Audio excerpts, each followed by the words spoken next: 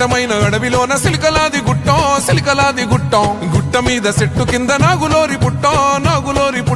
గుట్ట మీద పురుల మధ్య నిండు పాసి గుట్టు తల్లి సమ్మక్క సక్కనైన రూపాన నిండు ఏగు సుక్కై వెలుగుతున్నదంట కరువు కాటకాలతోని తల్లడిల్లె ప్రాంతమంత గమ్మని రాకతోటి కొత్త సిగురు తొడిగనంట తండ్రి గాని తండ్రి కోయ దూరమేడరాదు ఇంట తల్లిలాగా కోయ కొండు అమ్మవై వెలిసనంట మేడారం గడ్డ మీద మేడరాజు బిడ్డ తల్లి సమ్మక్క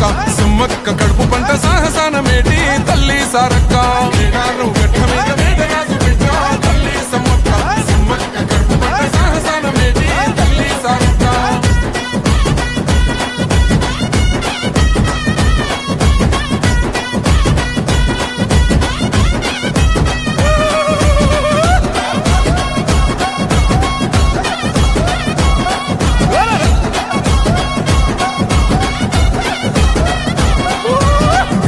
భూములన్నీ పురుడు పోసుకొని పులకరించెనమ్మా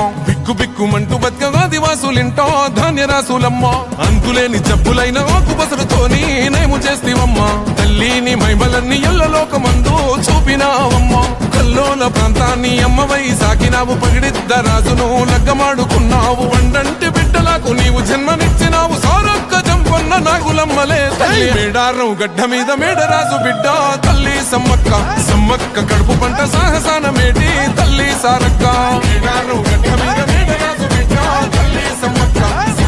కడుపు పంట సాహసాన మేటి తల్లి సారక్క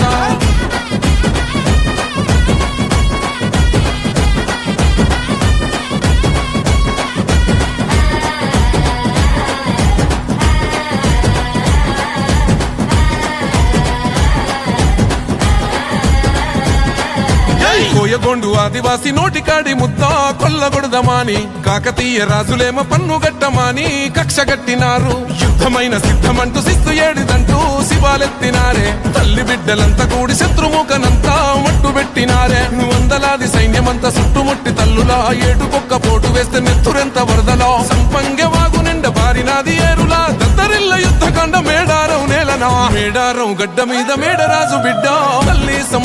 సమ్మక్క కడుపు పంట సాగసాన మేటి తల్లి సారక్క